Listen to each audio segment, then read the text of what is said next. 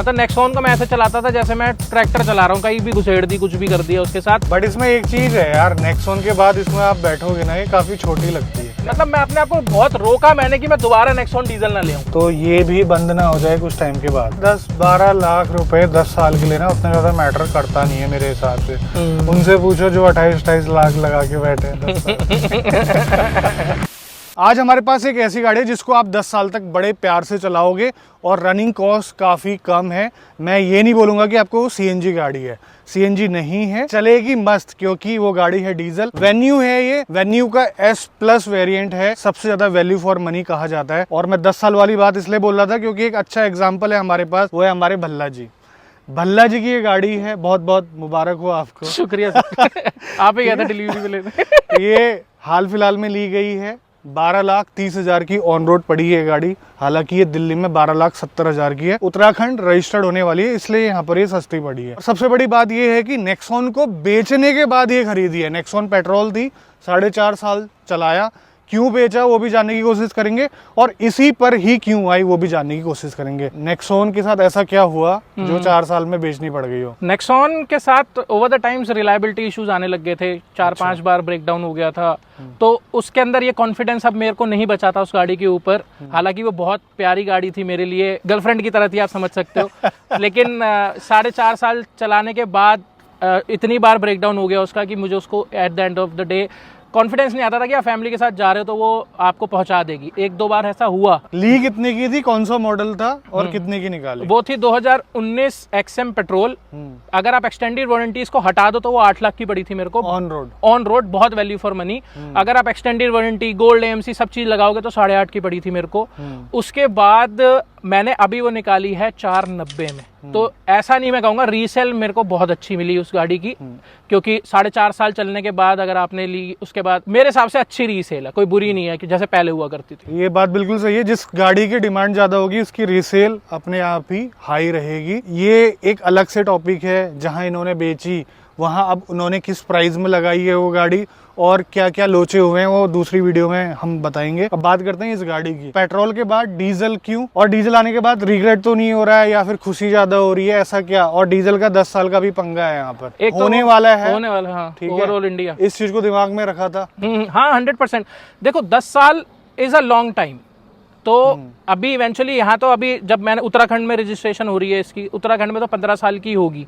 तो एक बार हो गई तो फिर उसको 10 साल तो करा नहीं जा सकता। तो हाँ, आज से 10 साल बाद NCR में नहीं आ सकेगी गाड़ी, लेकिन मेरे शहर के अंदर मैं उसको और 5 साल चला सकूंगा। ऐसा नहीं है, जब NCR में लागू हुआ था ना तब 15 साल लिखा हुआ आ रहा था NCR में भी। अच्छा, ठीक है, लेकिन लिखा हुआ भले ही हो आपकी आरसी में, आपकी गाड़ी चलेगी 10 साल। हाँ, लेकिन अगर 10 साल को भी कंसीडर करते तो मेरे हिसाब से गुड इनफ टाइम, क्योंकि मैंने इतना पैसा ही नहीं खर्चा इस गाड़ी के ऊपर। आप जो है डेप्रिसिएशन मान के चलो 1 लाख रुपए 1 साल का, प्लस जो आप डीजल में सेव करोगे, तो मतलब ये गाड़ी आपकी वर्थ रहेगी 10 सालों के लिए बड़े आराम से। और मेरे को तो बहुत बड़ा शिफ्ट दिख रहा है, क्योंकि अगर मैं नेक्सॉन की बात करूं तो नेक्सॉन मेरे को हाईवे पे मेरे ड्राइविंग स्टाइल के हिसाब से 13.5 के आसपास का माइलेज देती थी। ये मेरे को वहीं मेरे ही ड्राइविंग स्टाइल के हिसाब से मुझे 20 के आसपास का माइलेज मिल रहा है, वो भी डीजल में। तो 4-5 रुपए 6 रुपए जितना भी डिफरेंस है पेट्रोल और डीजल में, वो तो फर्क मुझे मिल ही रहा है। साथ में मेरे को इस चीज का भी बहुत बड़ा फर्क दिख रहा है। मतलब तो 30-40% सेविंग हो रही है। 100%। और मजा साथ में आ रहा है। मतलब वही वाली बात है ना कि पेट्रोल में अगर आपको 120-130 लेके जानी है 80 से, तो वो आपको उतनी मेहनत करनी पड़ती है।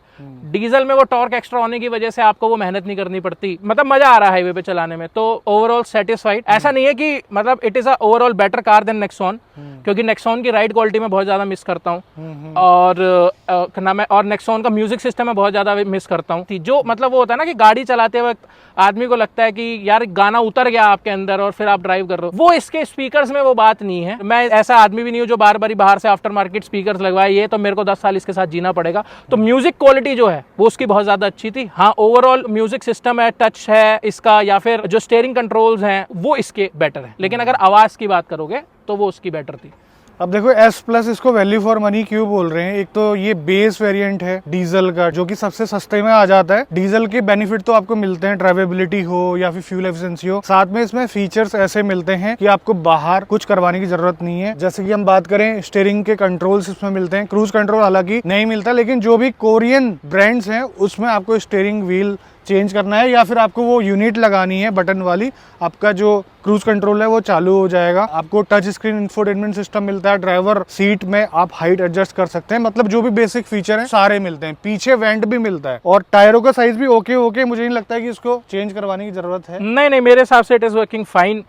जो 2 फीचर इसके अंदर मैं एक्सपेक्ट नहीं कर रहा था वो निकले, वो है TPMS ऑटोमेटिक हेडलैम्प्स। ये एक मेरे लिए चेरी ऑन अ केक हो गया, ये एक्स्ट्रा ही हो गया, तो मैं एक्सपेक्ट ही नहीं कर रहा था कि इसमें। इधर देखिए आप, जो व्हील कैप है ना, ये भी अच्छी क्वालिटी के हैं और साथ के साथ ये बोल्ट के अंदर फिक्स होने वाले हैं। ऐसा नहीं कि बाहर से ढक्कन की तरह लगा दिया, झटका आया और वो खुल के चले गए।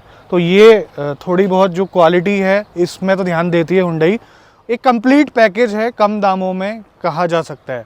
अब देखिए नेक्सॉन का जो प्योर है वो भी 13+ आ रहा है, ठीक है, मतलब इससे 40-50 हज़ार रुपए का अंतर है।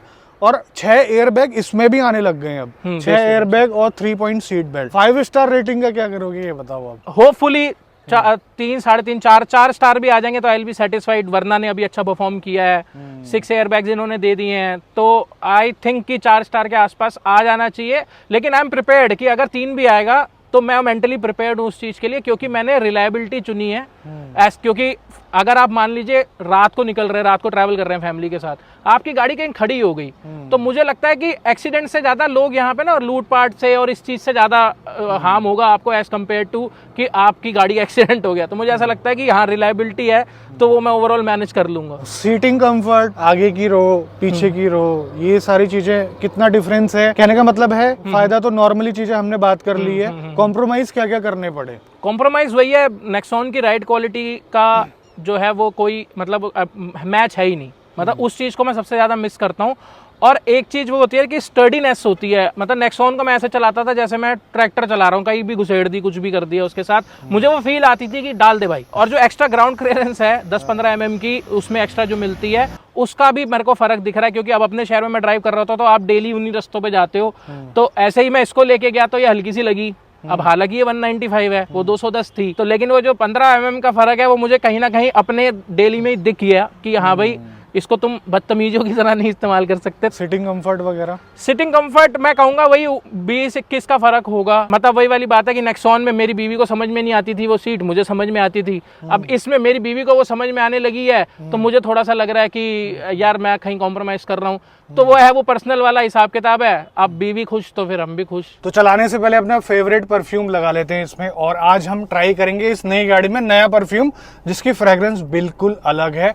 और मैं आज इसमें यूज करने वाला हूँ इन्वॉल्व 1 का क्लासिक। इसकी जो फ्रेग्रेंस है अरेबियन ऊद की तरह आती है, आपको थोड़ी बहुत दुबई वाली फीलिंग आएगी इसमें, क्योंकि इसमें इस्तेमाल किए गए हैं कुछ एक्सपेंसिव ऑयल, जिसकी वजह से इसका जो एक्सपीरियंस है काफी अलग है और काफी अच्छा है। और आपको तो पता ही है कि इनके जो परफ्यूम है स्पिल फ्री रहते हैं, और साथ के साथ इसकी जो फ्रेग्रेंस है उसको आप रेगुलेट भी कर सकते हैं। यहाँ पर जो है लीवर दिया हुआ है, तो डिस्क्रिप्शन में मैंने इसका लिंक दिया हुआ है, आप अगर ट्राई करना चाहें तो कर सकते हैं। और फेस्टिवल सीजन में यहाँ पर अच्छे डिस्काउंट्स भी मिल सकते हैं। बट इसमें एक चीज है यार, नेक्सॉन के बाद इसमें आप बैठोगे ना, ये काफी छोटी लगती है। डैशबोर्ड छोटा सा, 4 मीटर के अंदर इतना सब कुछ मैनेज किया हुआ है। टाटा वालों ने कैसे कर दिया, ये क्यों नहीं कर पाए? इस चीज में तो तारीफ करूंगा मैं टाटा की। और इवेंचुअली जो ओवरऑल प्रोडक्ट है आज की डेट में भी जो टाटा ने एक बार को मैं रिलायबिलिटी इश्यूज की वजह से अपनी नेक्सॉन बेची, और उसके बाद भी मेरे मतलब मैं अपने आप को बहुत रोका मैंने कि मैं दोबारा नेक्सॉन डीजल ना ले आऊं। अच्छा, हाँ, क्योंकि वो ओवरऑल पैकेज जो है, जो फेसलिफ्ट के बाद वो चीजें करते जा रहे हैं, हाँ। और मतलब जो सारा पैकेज है वो बहुत ज्यादा एक ऐसी चीज है जो मैं खुद जिस गाड़ी की वजह से सड़क पे कई बार खड़ा हुआ, वो खुद मैं गाड़ी दोबारा परचेज कर लूं। तो ये वाला सीन है। तो अब ऐसा टाटा की तारीफ तो है ही। देखो, नई गाड़ी लेते वक्त ना बंदा क्या सोचता है, यार क्या क्या मिल रहा है, मैं इतने पैसे दे रहा हूँ। हाँ, तो वो हाँ। चीज वो ऑफर करते हैं कि बंदा एकदम से उसकी आंखें चमक जाएंगी, यार इतना कुछ मिल रहा है इतने कम प्राइस में। हाँ, ऐसी गाड़ी है, दिखने की भी काफी अच्छी है, तो लालच आ जाता है। लेकिन यहाँ पर जो फर्क है ना, ये टॉर्क का जबरदस्त। अब देखो, फीचर आप अंदर देख रहे होंगे, इसमें स्टोरेज वाला आर्मरेस्ट भी इधर मिलता है। आपको फील नहीं होगा आप किसी बेस वेरिएंट में है। अब देखिए, वेन्यू में पेट्रोल में ई वेरिएंट आता है जो कि बिल्कुल बेस है, ई से ऊपर एस आता है, फिर S+ आता है, और डीजल में S+ से स्टार्ट होता है। तो इतने सारे फीचर तो आपको दिखेंगे ही दिखेंगे। मैं ये कहना चाहूंगा कि यार इस ड्राइवेबिलिटी के लिए ना कुछ चीजें कॉम्प्रोमाइज करी जा सकती है, क्योंकि अगर आप गाड़ी को चलाते हैं रेगुलरली तो पहली क्या चीज़ है, फ्यूल एफिशिएंसी, और चलाने में अच्छी हो तो फिर सोने पे सुहागा वाली बातें हो जाती है, जो कि इसमें है। जो इंटीरियर की क्वालिटी है, चाहे आप कोई सा भी मटेरियल ले लीजिए, यहाँ का प्लास्टिक ले लीजिए, इधर जो है सैटिन फिनिश के साथ ये ले लीजिए, अच्छी क्वालिटी का है, कोई भी फालतू आवाज़ आपको देखने को नहीं मिलेगी। स्टीयरिंग का जो रिस्पॉन्स है ना, ठीक ठाक मैं कहूँगा, ठीक ठाक से भी थोड़ा सा अच्छा बोलूँगा कि आपको कमी महसूस नहीं होगी नॉर्मल ड्राइविंग में। नेक्सॉन में थोड़ा सा अच्छा है फीडबैक के मामले में। आपको सीटों में कोई अंतर नहीं लगा क्या? बिल्कुल, मतलब कुशनिंग थोड़ी सी इसकी फर्म है, थोड़ी सी मतलब उससे ज्यादा हार्ड है नेक्सॉन से अगर मैं कंपेयर करूं। ठीक है, मतलब ऐसा कोई मेरे को इसमें ये नहीं हो रहा कि मेरे को किसी चीज की कमी महसूस हो रही है या मेरे को कुछ ऐसा लग रहा है। पीछे मुझे लगता है थोड़ी सी जगह है कम एज कम्पेयर टू नेक्सॉन, लेकिन हमने पीछे बैठना नहीं तो क्या ही सोचना। तो आप मुझे एक बात बताओ, जो पहला वाला टैंक था कितने किलोमीटर में खाली हुआ? पहला टैंक मेरा चला, उसके अंदर सिटी बहुत ज्यादा होगी, हाईवे और सिटी मिक्स था, तो करीब 715 किलोमीटर के आसपास चला हो। अच्छा, हाँ। और नेक्सॉन में कितना चलता? नेक्सॉन तो 400 किलोमीटर का टैंक था बस। अगर जिस दिन 430 हो जाती थी उस दिन मैं सोचता था आज तो बस पार्टी है। वही वाली बात है, जैसा मैंने बोला 30 से 40% बचा रही है फ्यूल। जो आपकी वाली नेक्सॉन थी 2019 मॉडल, वो उतनी ज्यादा रिफाइन भी नहीं थी, उतनी ज्यादा पावर भी नहीं थी इसमें। अभी वाली जो है थोड़ा सा इम्प्रूव करी है, और डीजल होने के बाद साउंड जो इंस्टॉलेशन Hyundai कर रहा है वो नेक्स्ट लेवल है। मतलब मेरे को अपनी नेक्सॉन पेट्रोल से कम आवाज आती है इसके अंदर। बाहर खड़े हो जाओ, थोड़ी देर बाद चलाने के बाद तो समझ में आता है कि हाँ ठीक है डीजल है, लेकिन अंदर आपको कुछ, जबकि इन्होंने इंसुलेशन भी नहीं दे रखी, जो आपका इंजन बे है, जो हुड है, हुड के अंदर कोई इंसुलेशन भी नहीं है, तो काफी साइलेंट है। बाकी ये जो इन्होंने एप्पल कार प्ले वायरलेस दिया हुआ है और एंड्रॉइड ऑटो वायरलेस दिया हुआ है, मुझे ऐसा लग रहा है कि बस ठीक है, इसी के लिए लाख रुपए भी ले लियो तो कोई टेंशन नहीं है, क्योंकि सिरदर्दी नहीं है मुझे कोई इसके अंदर मोबाइल स्टैंड लगाने की या कुछ ऐसा।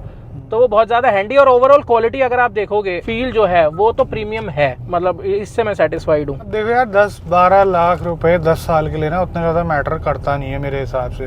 उनसे पूछो जो 28-28 लाख लगा के बैठे हैं 10 साल।